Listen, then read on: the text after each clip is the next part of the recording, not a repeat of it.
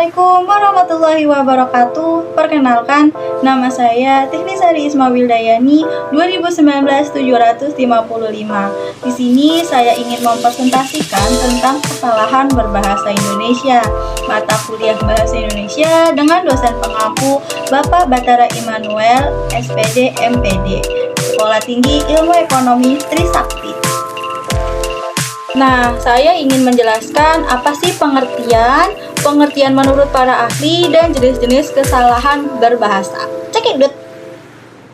Nah, pengertian kesalahan berbahasa.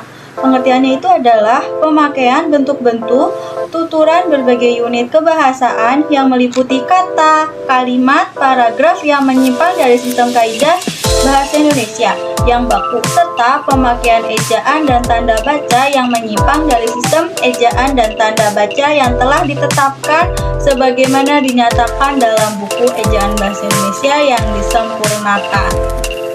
Nah, pengertian dari para ahli yaitu S. Whitford dalam bukunya dia menjelaskan kesalahan berbahasa. Nah, kesalahan berbahasa menurut S. Whitford adalah pelanggaran terhadap kode bahasa atau pelanggaran ini itu disebabkan kurang sempurna penguasaan dan pengetahuan terhadap kode.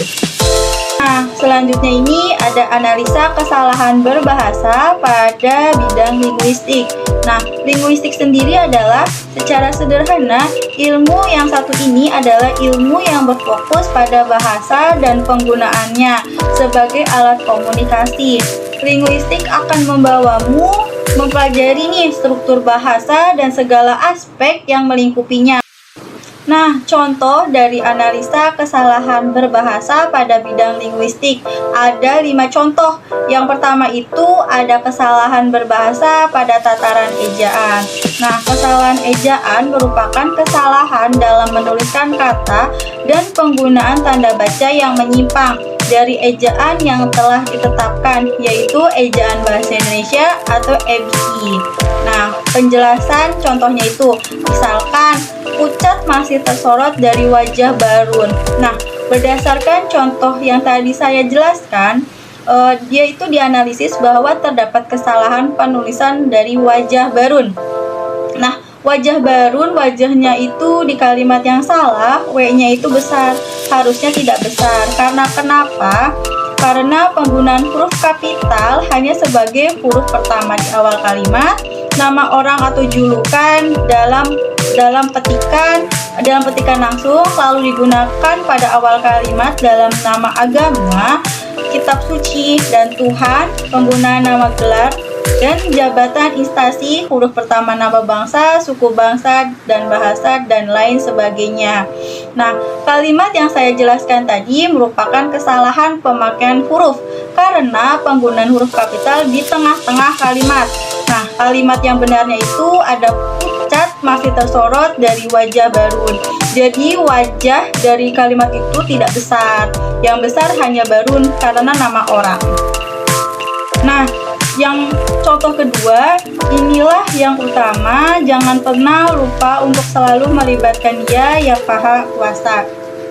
Nah, kalimat yang saya tadi bacakan itu harusnya itu yang Maha Kuasa digabung, bukan Maha Kuasa. Jadi harus digabung Maha Kuasa. Karena kenapa?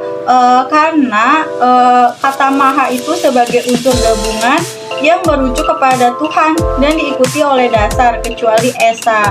Seharusnya itu Maha Kuasa. Kalau misalkan pengen dipisah, itu biasanya Maha Esa.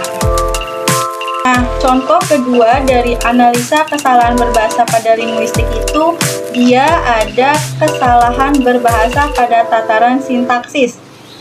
Nah, kesalahan sintaksis adalah kesalahan yang berhubungan dengan bidang tata kalimat yang menyangkut urutan kata, susunan frasa, klausa, kepaduan, dan logika pada kalimat. Nah, kesalahan berbahasa dalam bidang frasa disebabkan oleh yang pertama, ada pengaruh bahasa daerah, penggunaan preposisis yang berlebihan, penggunaan superlatif yang berlebihan, jamak yang berganda, dan penggunaan bantu resirokal yang tidak tepat.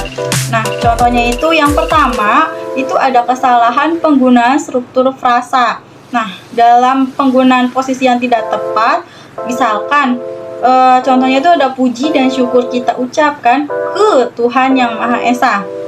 Nah, kata-kata yang saya highlight merah itu merupakan penggunaan preposisi yang tidak tepat. Sebaiknya lebih tepatnya dihilangkan karena dalam konteks itu preposisi ke hanya menyatakan tempat. Kalau misalkan ke itu tuh nggak boleh ke Tuhan. Nah, ke itu menyatakan tempat. Jadi perbaikannya itu puji dan syukur kita ucapkan kepada Tuhan Yang Maha Esa. Nah, yang kedua itu ada penggunaan bentuk superlatif yang berlebihan. Bentuk superlatif itu apa sih? Bentuk superlatif adalah suatu bentuk yang mengandung arti paling dalam suatu perbandingan. Bentuk yang mengandung arti paling dapat dihasilkan dengan satu adjektiva ditambah adverbia amat, sangat, atau paling. Jika ada dua adverbia digunakan sekaligus dalam menjelaskan adjektiva pada sebuah kalimat, itu tidak sesuai dengan syarat KBBI. Nah, contohnya superlatif yang berlebihan itu ada sukses itu sangatlah enak. Enak sekali khususnya untuk pria. Nah, di dalam kalimat tersebut sangat berlebihan dalam kata superlatifnya, yaitu sangatlah. Nah, kalau misalkan udah ada sangatlah, jangan pakai sekalinya lagi. Nah, jadi perbaikan katanya itu ada sukses itu sangat enak khususnya untuk pria. Jadi yang enak sekalinya itu dihapus karena sudah mewakili yang sangatlah. Sangatlah itu sudah mewakili yang sekalinya. Terus ada penggunaan unsur yang berlebihan. Nah, dalam pemakaian kata-kata yang mengandung makna yang sama atau besinonim digunakan sekaligus dalam bentuk kalimat. Nah, contohnya itu dampak buruk negatif dari membuang sampah sembarangan. Nah, dalam kalimat tersebut penggunaan huruf yang berlebihan karena kalimat buruk lalu ditulis dengan negatif yang sama-sama mengandung maknanya yang sama, buruk dan negatif. Jadi jika dituliskan hanya satu menjadi kalimat itu akan sesuai dengan kaidah. Jadi kalau udah buruk negatif itu tidak boleh, harus dipilih salah satu antara buruk dan negatif. Nah, perbaikannya itu dampak buruk dari membuang sampah sembarangan. Jadi kalimat negatifnya dihilangkan. Nah, contoh yang ketiga ada kesalahan berbahasa pada tataran semantik. Nah, kesalahan berbahasa pada tataran semantik adalah kesalahan berbahasa yang berfokus pada penggunaan kata-kata yang mengakibatkan perbedaan maupun penyimpangan makna dalam sebuah kalimat. Nah, kesalahan berbahasa tataran semantik terbagi menjadi empat bagian. Yang pertama itu ada gejala hipokorek. Nah, gejala hipokorek adalah kesalahan berbahasa tataran semantik yang disebabkan oleh pembenaran kata yang berlebih. Kata yang sudah benar dibenarkan kembali sehingga menjadi salah. Nah, contohnya ini ditagih hutang 50.000, wanita asal Medan, saya pemilik kos dengan kater. Nah, kata hutang merupakan gejala hiperkorek. Kenapa? Karena kata ini menjadi bentuk pembenaran dari kata utang yang dianggap salah. Padahal menurut PUBI dan KBBI, bentuk baku dari tersebut dari kata utang itu bukan hutang. Dengan demikian, kalimat di atas diperbaiki menjadi kalimat ditagih utang 50.000, wanita asal Medan, saya pemilik kos dengan kater.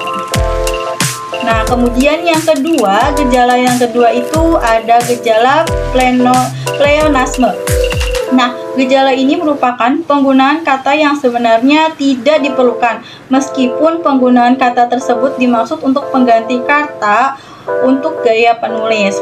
Contohnya, tutup celah-celah yang menjadi penyebab korupsi.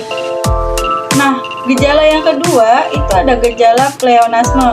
Nah, gejala pleonasme adalah penggunaan kata yang sebenarnya tidak diperlukan, meskipun penggunaan kata tersebut dimaksud untuk pengganti arti atau untuk gaya penulis. Nah, contohnya itu ada tutup celah-celah yang menjadi penyebab korupsi. Nah, terdapat penggunaan frasa pada celah-celah yang menjadi penyebab secara tidak tepat. Nah, kata tersebut dapat diringkas sehingga tidak terjadi penggunaan unsur-unsur bahasa yang berlebihan. Kata yang tepat untuk digunakan adalah peluang. Kata tersebut bermakna peluang pembenaran tutup. Jadi kalimat pembenarannya itu ada tutup peluang korupsi. Nah, yang ketiga ada ambiguities. Nah, ambiguities sebagai suatu gejala yang terjadi kegandaan makna yang diakibatkan oleh perbedaan tafsiran gramatikal yang disebabkan karena yang pertama itu ada kata atau kalimat yang bersifat umum, yang kedua ada kata atau kalimat kurang jelas maknanya, yang ketiga ada kata yang digunakan kurang familiar yang digunakan. Contohnya 3,3 juta pekerja gigit jari, jumlah penerima subsidi upah mengecil. Nah, penggunaan frasa gigit jari dapat menumpulkan ambiguitis karena frasa tersebut dapat diartikan sebagai menggigit jari. Nah, pembenaran kalimatnya itu ada 3,3 juta kecewa. Mohon maaf, pembenarannya itu 3,3 juta pekerja kecewa, jumlah penerima subsidi upah mengecil. Jadi yang kalimat gigit jarinya itu diganti dengan kata pekerja kecewa, karena kalau gigit jari itu dia ambigu, akan menghasilkan dua arti yang berbeda. Yang keempat itu ada kesalahan berbahasa pada tataran morfologi. Nah, kesalahan morfologi yang ditemukan pada jurnal dialektika merupakan kesalahan dalam bentuk afiks, yaitu kesalahan pada penulisan profiks dan konfiks. Nah, kesalahan tersebut terjadi karena penulis kurang memahami mengenai struktur kaidah kebahasaan. Nah, contohnya itu ada penulisan prefiks ter. Nah, kalimat yang salahnya itu namun kakakku tetap ketawa. Nah, penulisan yang benar itu diganti menjadi namun kakakku tetap tertawa. Karena penjelasan ter dan tawa menjadi tertawa. Karena kalau misalkan kata ketawa dalam kaidah kebahasaan termasuk salah satu kesalahan berbahasa dalam bidang morfologi yang termasuk dalam kesalahan prefiks ter. Kesalahan prefiks ter terjadi karena adanya campuran bahasa daerah, khususnya bahasa Jawa, yang biasanya terdapat kata ke dan diikuti dengan kata yang mengikutinya. Nah, pembenaran dalam kata ketawa yang benar adalah tertawa. Nah, yang kedua itu ada penulisan prefiks ber. Nah, penulisan prefiks yang dinyatakan itu yang pertama itu contohnya sampai jumpa dan terima kasih. Nah, seharusnya itu sampai berjumpa dan terima kasih. Nah, penjelasan itu berjumpa. Jadi katanya itu berjumpa. Penulisannya itu berhimpunan prefiks ber pada kata jumpa ketemu seringkali dalam penulisannya ataupun ucapan yang masih menggunakan kata jumpa bukan berjumpa. Itu karena kata tersebut tidak bisa berdiri sendiri atau ada kata lain yang mengikutinya. Yang ketiga, ada kesalahan penulisan kata depan. Nah, penulisan kata depan yang dinyatakan dalam yang pertama nih, contohnya ada tujuan kami pertama adalah Candi Prambanan di sana. Nah, kata di pada, kata di sana, di dalam, di sana masih tertulis serangkai dengan nomina di belakangnya. Nah, penulisan semacam itu dikatakan salah dalam penggunaan kaidah kebahasaan karena kata depan di yang penulisannya dipisah berfungsi menunjukkan tempat, yaitu kalimat yang benarnya. Kalimat yang benarnya itu tujuan kami pertama adalah Candi Prambanan. Jadi ada kalimat tambahan. Yang kelima, ada kesalahan berbahasa pada tataran fonologi. Fonologi dalam bahasa adalah salah satu bidang dalam linguistik yang menyelidiki tentang bunyi-bunyi dalam bahasa menurut fungsinya. Kesalahan berbahasa dari segi fonologi adalah kesalahan berbahasa yang diperoleh dari kesalahan pengucapan bunyi-bunyi bahasa yang dihasilkan dari alat ucap manusia, serta kesalahan yang diperoleh dari karena perbedaan penangkapan makna. Nah, kesalahan berbahasa yang dihasilkan karena kesalahan pengucapan manusia jika terlihat ada tidaknya rintangan terhadap arus udara bunyi bahasa yang dapat menjadi dua kelompok, yaitu ada vokal dan konsonan. Yang pertama ada vokal. Nah, vokal adalah pembentukan vokal bunyi bahasa yang arus udaranya tidak mengalami rintangan dan kualitasnya ditentukan oleh 3 faktor, yaitu tinggi rendahnya posisi lidah, bagian lidah yang dinaikkan, dan bentuk bibir pada pembentukan vokal itu sendiri. Contohnya itu ada vokal E yang terkadang disebut juga dengan I dan E. Contoh kata pilek. Orang yang berkebudaya Jawa akan mengatakan pilek, sama halnya dengan bahasa Indonesia pada umumnya. Namun terkadang terdapat kebudayaan yang berbeda logatnya, yang membuat berbeda, seperti Sumatera, Flores, dan daerah luar Jawa lainnya, karena setiap daerah memiliki vokal yang berbeda-beda. Nah, contoh yang kedua ada pada konsonan. Kesalahan pengucapan pada konsonan sesuai dengan aslinya. Konsonan dalam bahasa Indonesia dapat dikategorikan berdasarkan 3 faktor, yaitu yang pertama keadaan pita suara, kedua daerah artikulasi, dan cara berartikulasi. Nah, contohnya itu yang pertama kesalahan pada diksi atau pemilihan kata. Nah, sebuah kata mengembang peran yang penting dalam sebuah kalimat atau tuturan karena arti atau makna sebuah kalimat dapat dibangun dengan pemilihan kata yang tepat. Apabila terjadi kesalahan pemilihan kata, makna yang akan terjadi pergeseran arti atau makna kalimat tidak sebagaimana diinginkan oleh penulisnya. Bagi pembaca, kesalahan tersebut akan menimbulkan kesalahpahaman dalam arti atau makna yang dimaksud dalam penulis. Contohnya, situasi ini pusing untuk anak-anak dan bisa sangat mempengaruhi mereka. Nah, itu kalimat yang salahnya.